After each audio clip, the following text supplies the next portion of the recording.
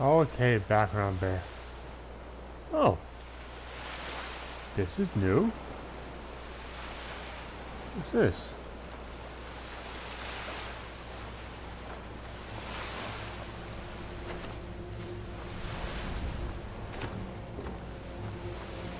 Is it a fishing cabin or?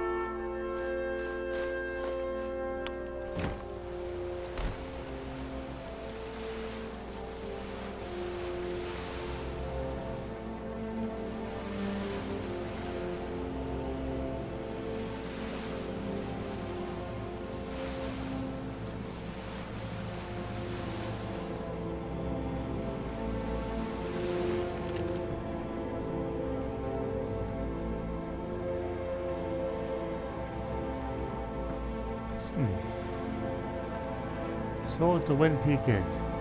Salmon 16, Arctic Char 8, Crab Legs 12. A traveler camp passing through Severe, some kind of wizard. Got no love for wizards, but he offered me up potions and fire souls. All just for a place to lay up for a while. Of course I agreed. Only a noble could dream of treasures like these. Second to last siege, 4E201, sold to Wind Peak Inn, 13 salmon, and 6 Arctic grayling. Last night I seen Severe casting his spells on mud crabs of all things. Now I don't have any crab to sell to the inn. He said that I could have them when he's done. I something's not right with those crabs. These two of them, those smell old, foul. Fifth of last seed, 4E201. The market tried to get at me while I was sleeping last night. Good thing I kept a sharp blade under my bed. Tomorrow I'm gonna tell my visitor that it's time for him to go. I've had enough of this chanting at all hours of the night. Seventh of last siege, 4E201. I can't believe it. It's true. What do you say? No good deed goes unpunished. I told Severe that he needed to leave, and he just started ranting about how this was his place now. Said not to forget our deal, that he was not to be disturbed. Now I'm scared he'll cast his magic on me if I have another cross word with him. Ninth of last siege, 48201. I know what he's been up to. He's been doing awful evil magic on those crabs. Don't get me wrong, mud crabs will snap your ankles with their claws just as soon as look at you, but they don't deserve this. I can't stay here. I head to Wind Peak Inn next morning. Not coming back, not ever. This place is cursed now.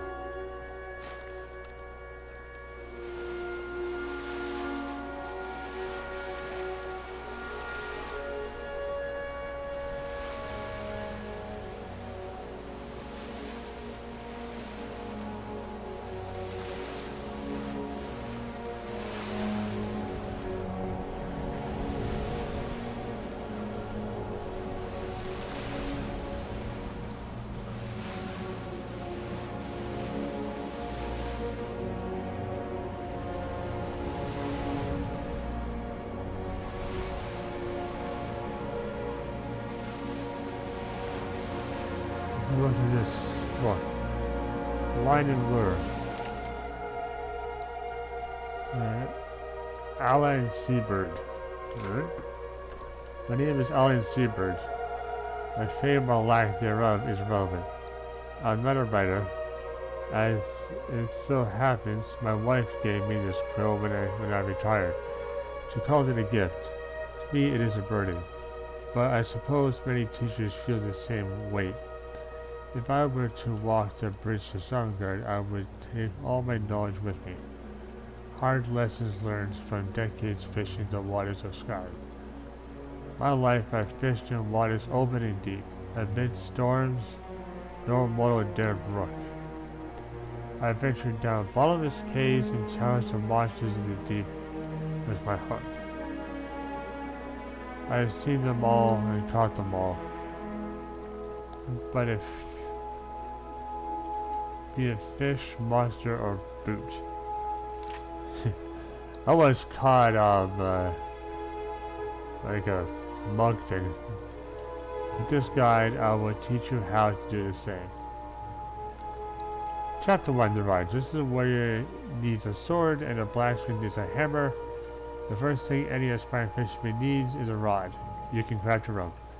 You can find one at a general goods store or left behind on boats and docks by other fishermen that have come before you. When you obtain one, wield it like you would a weapon. Swing it this way and that. Get a feel for its balance and weight. It must become an extension of your body and mind. Chapter 2, supplies. Once you have a rod, then you will next need supplies. This includes bait and other essentials to capture the fish once it's been reeled close to the shore. However, you need not bring your own. It is customary in Sky to leave fishing supplies by waters where the fish are plentiful. To find a set of fishing supplies is to meet with their greeting, a hearty hello from one fisherman to another.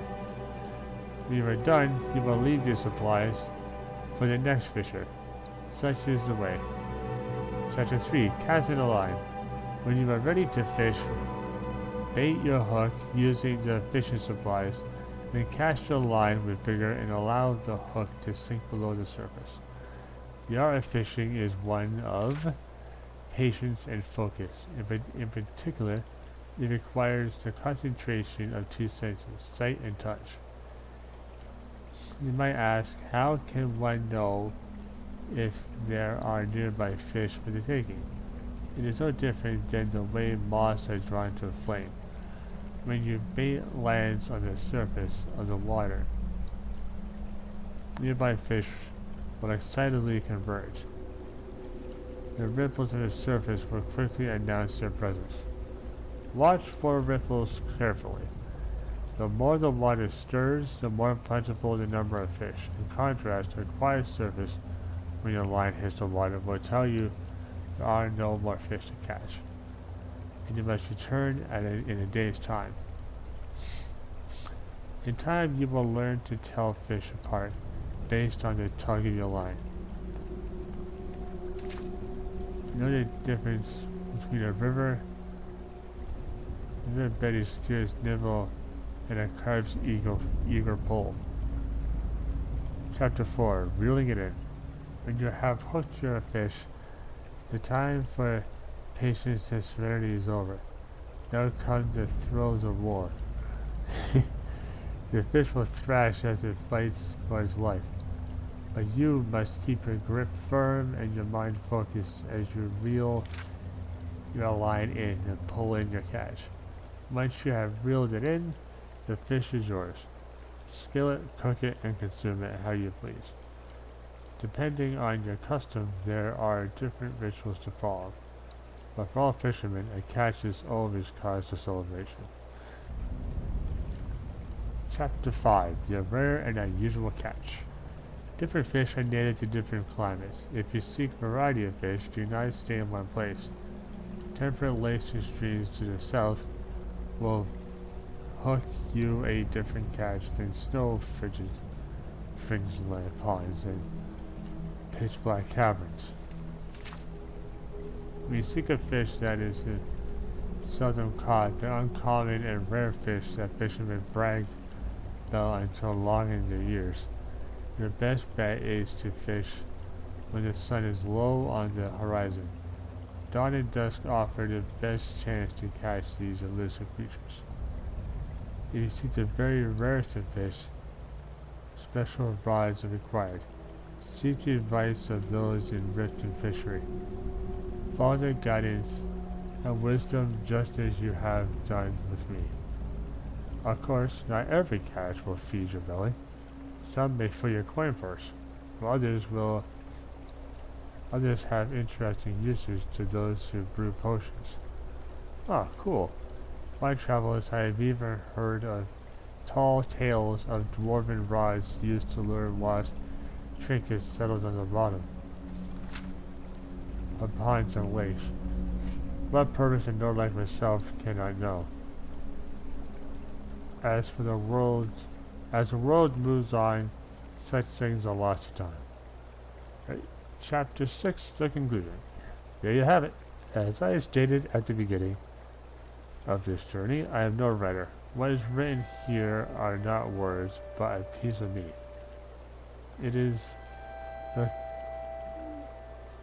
callow boy who in his arrogance was nearly dragged into the water by a goldfish. It is a shivering fishmonger sitting on a frozen bucket in the dead of night, praying to kind that he will live to see the sunrise. It is the old man at the lake, drinking a potion of strength, turning back time so he can hook an old foe. It is part of me, and if you heed its message, it will become a part of you.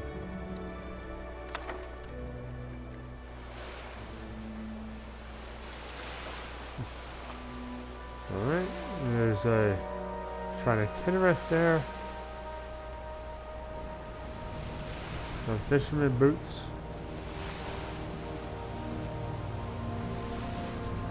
Worker tusk. Oh.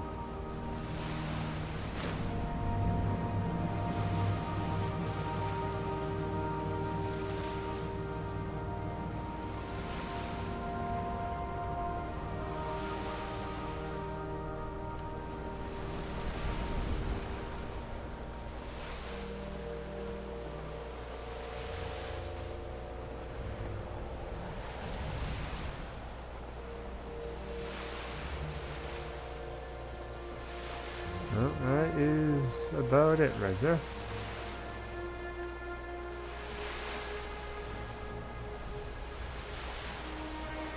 Hope you liked this little video. I'll show you where this is. It's right near. There's Dawnstraw there, back in the Brinehammer, Pale Imperial Camp, Essential Lift, Salmark Stormcloak Camp. There's the current location right there. There's a little camp right there.